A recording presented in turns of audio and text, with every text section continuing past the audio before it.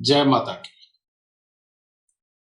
आज से पहले आप सूर्य ग्रहण हो, चंद्र ग्रहण हो, इसके बारे में बहुत बार आप टीवी पे कई डिबेट्स में देखते आ रहे हैं। स्पेशली तौर पे एस्ट्रोलॉजर आते हैं, वो बताते हैं कि किस किस तरह का कौन कौन सी राशि के ऊपर असर होगा, और इसके बाद ये भूचाल आएंगे, इसके बाद ये बाढ़ आएगी, इसके बाद मौसम पे ये असर होगा, और कई कंट्रियों के अंदर युद्ध वगैरह की भी घोषणा की जाती है। अब बेटा, जो प्रकृति के लिए जो एस्ट्रोलॉजर बोलते हैं, उसके लिए तो शायद मैंने अभी स्टडी नहीं किया, लेकिन मेरे साथ साथ आप सब ने भी स्टडी किया होगा कि इतने पहले सूर्य ग्रहण और चंद्र ग्रहण निकल गए और बताया गया कि इस राशि के ऊपर ये असर, इस राशि के ऊपर ये असर। कभी आप में से किसी ने उस राशि के इंसानों के ऊपर वो असर आते हुए देखा क्या? मुझे भी लगता है कि नहीं आता ये असर। और अब तक तो जब भी सूर्य चंद्र ग्रहण आता है, इंसान डरा हुआ तो जरूर होता है, लेकिन आपने भी कभी अपनी राशियों के ऊपर इसका प्रभाव, जिस तरह से आप टीवी पर सुनते हैं, मैगजीनों में पढ़ते हैं, अखबारों में पढ़ते हैं, उस प्रकार से आपने कभी अपनी राशि के ऊपर इसका असर नहीं देखा होगा। ये बात तो बिल्कुल सत्य है, क्योंकि मैं भी कई साल से ये सब कुछ सुन रहा था। सही मायने में इसका लॉजिक क्या है? लॉजिक ये है कि इसका राशियों पे असर नहीं जाता। हाँ, आज सूर्य ग्रहण के अंदर जो बच्चे पैदा होने हैं, उनके अंदर असर आ सकता है, मानता हूं मैं इस बात, ठीक है।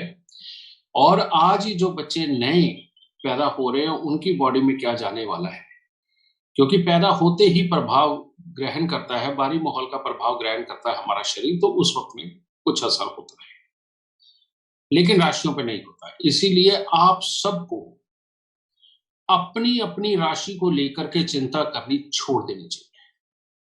और जितने भी टीवी के ऊपर आप ये सब कुछ देखेंगे कि इस ग्रहण का ये प्रभाव इन राशियों के ऊपर पड़ने वाला है, तो वो ब्रह्मांड की राशियों के ऊपर पड़ेगा। उसके कारण हमारे वातावरण के अंदर, हमारे जलवायु में, समझिए, इनके अंदर जरूर कोई उथल पुथल हो सकती है, लेकिन पर्सनल आपकी लाइफ में नहीं होगी, ये मेरी गारंटी आप सबको। तो इसीलिए आपका डर तो खत्म कर दिया, लेकिन अभी भी नहीं होगा जब तक मैं ये बात पूरी नहीं बताऊंगा कि सही मायने में इसका असर होता क्या है सूर्य ग्रहण का। लाल किताब कहती है कि जन्म कुंडली के अंदर सूर्य ग्रहण या चंद्र ग्रहण हो तो बृहस्पति खराब हो जाता है। तो यानी कि जब भी सूर्य ग्रहण आएगा, चंद्र ग्रहण आएगा, तो बृहस्पति खराब होगा, या ऑलरेडी जिसकी कुंडली के अंदर बृहस्पति खराब है, उनके ऊपर सूर्य ग्रहण का प्रभाव बहुत जल्दी पड़ेगा। लेकिन क्या अब यहां पर हर किसी के ऊपर असर नहीं पड़ने वाला? जब भी सूर्य ग्रहण आए, जब भी चंद्र ग्रहण, सूर्य ग्रहण जैसे ही आया है, जिनकी जन्म कुंडली के अंदर सूर्य राहु इकट्ठे हो, राहु सूर्य के घर में हो, राहु सूर्य के घर में हो, या राहु की दृष्टि सूर्य के ऊपर हो, ये तीन एंगल अगर इनमें से कोई भी किसी की जन्म कुंडली के अंदर बैठा हुआ है, तो सूर्य ग्रहण का प्रभाव उसके ऊपर आ सकता है। बृहस्पति बिल्कुल खराब होकर के जन्म कुंडली के अंदर बैठा हो, उन लोगों को अलर्ट रहने की जरूरत है। उन लोगों को अलर्ट रहने की क्यों जरूरत है? इसके सिम्टम्स क्या होंगे कि जिन लोगों को वाकई में अलर्ट रहने की जरूरत है, कैसे पता चले? अब ये तो आपने देखा होगा, विदेशों के अंदर सूर्य ग्रहण हुआ, चंद्र ग्रहण हुआ, तो वहां पर एक तरह का मेला सा लगता है, और वो दूरबीन लेकर के बैठ जाते हैं, और लोग आंखों पे चश्मा लगा करके सूर्य ग्रहण देखते हैं, चंद्र ग्रहण देखते हैं।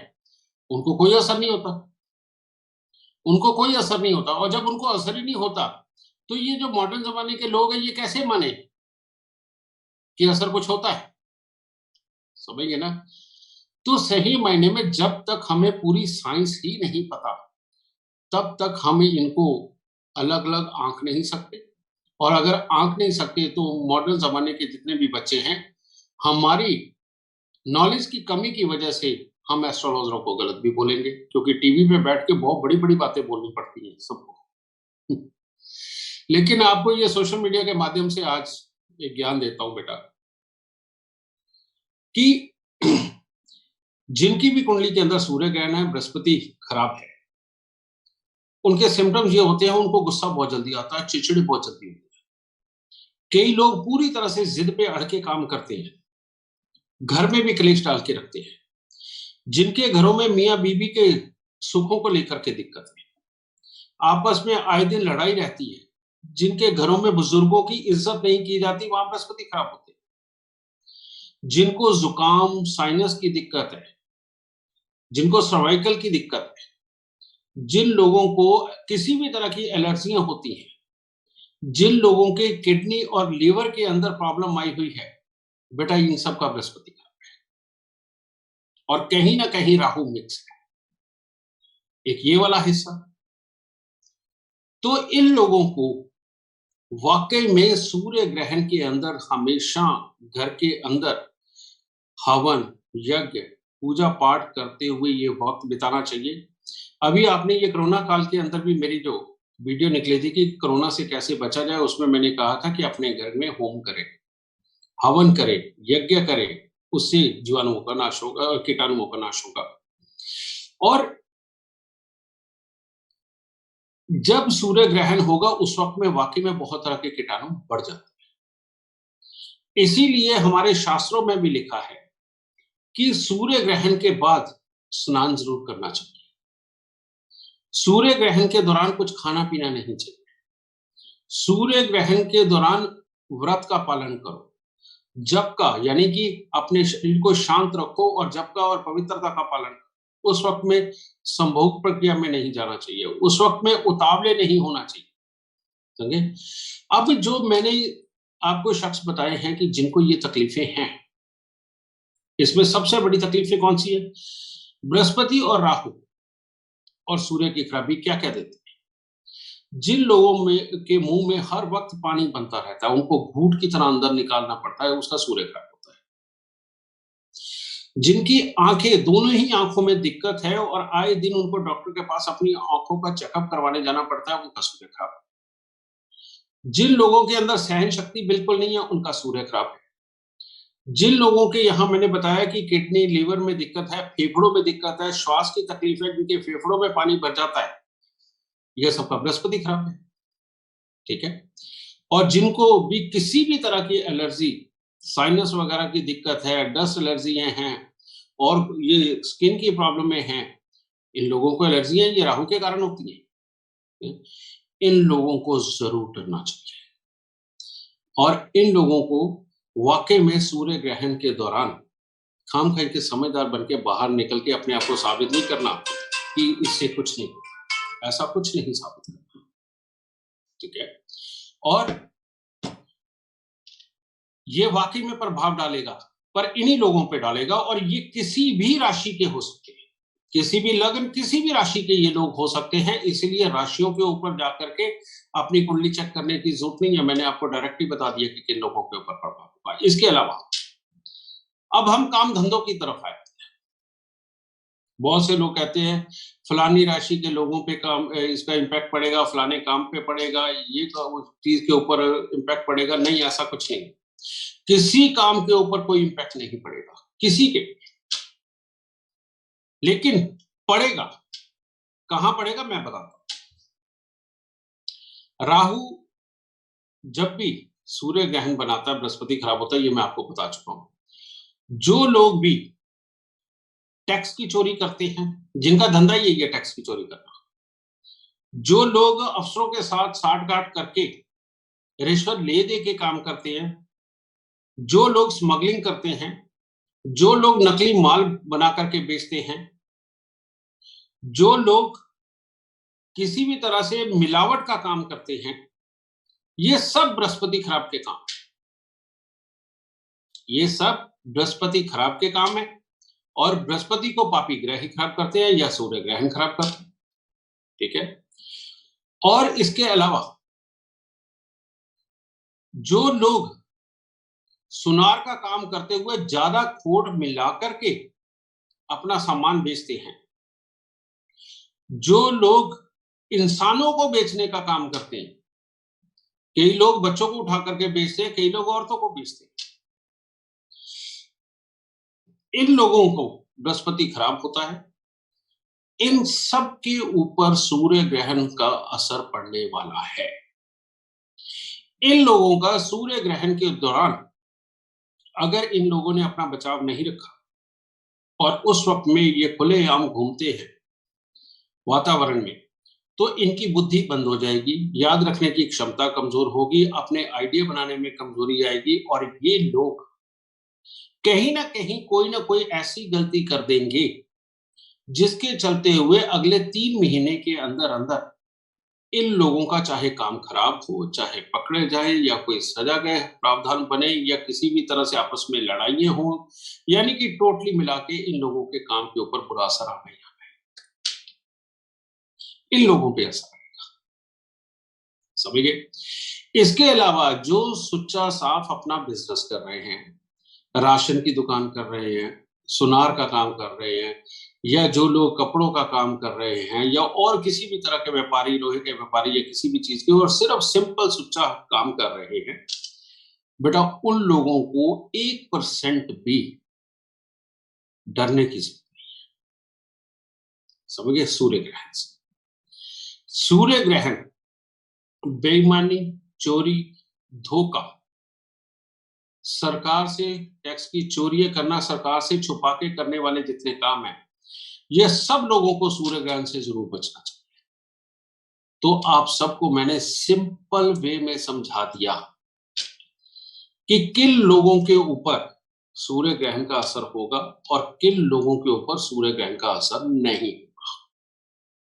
अब बात आ जाती है उपाय।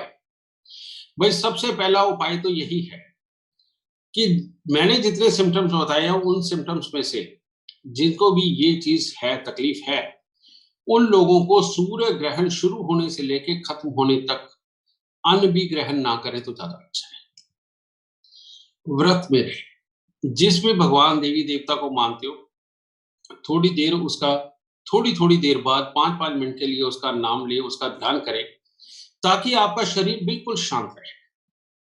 मियाँ बीवी वाले निजी रिश्ते में, यानी कि संभोग प्रक्रिया में जाने की बिल्कुल कोशिश ना करें, ठीक है। और इस वक्त में कोशिश ये करें कि अपने घर के दरवाजे भी बंद रखें, क्योंकि जितने कीटाणु उड़ के बाहर से ही आने हैं, समझ गए।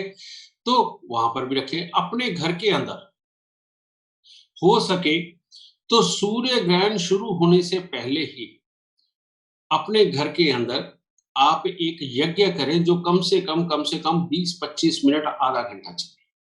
किसी मंत्र उच्चारण की जरूरत नहीं है, अगर करना चाहते हो करिए, आप कोई भी मंत्र से करिए। आप आम की लकड़ी ले, उसमें हवन सामग्री डालें, समझे, थोड़े से नीम के पत्ते डाल दें, थोड़ा सा उसके अंदर सेंधा नमक भी डालें, ये डाल करके, और थोड़ी सी गूगल भी डालें, ठीक है। वैसे हवन सामग्री में होती है, लेकिन थोड़ी सी एक्स्ट्रा डालें, और लेके 15-20 मिनट, आधे घंटे का ये हवन यज्ञ करें।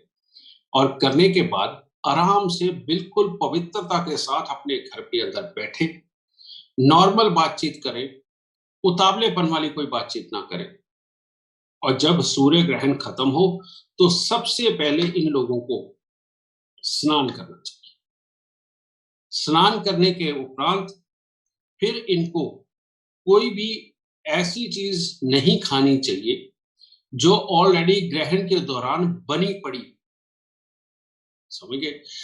कोई भी चीज उस दिन आप वो खाएंगे जो आपने अभी अभी पकाई हो, सूर्य ग्रहण के बाद पकाई, और बाहर का कोई खाना आपने आज के दिन, उस दिन मंगवा के नहीं खाना। तो ताजा बना करके ताजा खा सकते। जो दूध ढका हुआ है वो दूध का इस्तेमाल कर सकते। कई घरों में आप देखते हैं ना कि दूध के ऊपर जाली रख देते हैं, लेकिन सूर्य ग्रहण के दिन में आप जाली रखा हुआ वाला दूध इस्तेमाल नहीं कर सकते। आपकी प्रॉपर थाली के साथ ढका हुआ जो दूध होगा उसको आपको इस्तेमाल करना होगा, ठीक है। तो वो दूध आपके लिए फिर भी शुद्ध होगा, ठीक है। गंगा जल जो बिल्कुल बंद था सूर्य ग्रहण के दौरान, बिल्कुल बोतल में, डिब्बे में, किसी भी गंगा जली में बंद था, उस गंगा जल का भी आप प्रयोग कर सकते हैं, क्योंकि गंगा जल से बड़ा धरती पे नेचुरल एंटीबायोटिक और कोई भी नहीं, इसलिए थोड़ा सा वो भी सेवन करें। थोड़ा सा शहद जो सूर्य ग्रहण के दौरान बंद पड़ा हुआ था, वो लेकर के थोड़ा सा उसका प्रयोग कर सकते हैं। और आज के दिन आपने अभी बना करके ताजा और सात्विक भोजन करना है, बाहर से मंगवा के कुछ नहीं करना। यानी कि सूर्य ग्रहण वाला दिन आज से मेरा ये पता है। सूर्य ग्रहण वाला जब दिन क्रॉस हो जाए, उसके बीच में रात भी निकल जाएगी, अगला सवेरा भी आएगा, तब तक वातावरण के अंदर काफी सफाई हो चुकी होती है इन बुराइयों की जो सूर्य ग्रहण पैदा करके। अब आप अपनी नॉर्मल दिनचर्या शुरू कर सकते हैं। आप जिस तरह के जो काम कर रहे हैं आप करिए, ठीक है? नॉर्मल बाहर निकलिए, नॉर्मल अपने डे टू डे करने वाले काम आप करिए, आपको कोई प्रभाव नहीं नजर आएगा अपने शरीर पर। तो आज रियलिटी में राशियों के नाम के ऊपर जो फैलाया जा रहा अंधविश्वास है, उसको मैंने खत्म करने की कोशिश करी है और आपको साफ तौर पे बताया है कि कहां-कहां पर असर आएगा, उपाय भी आपको दिया है। तो इसको करिए, सुखी रहिए, स्वस्थ रहिए और सूर्य ग्रहण से बेवजह ना डरिए। जय माता।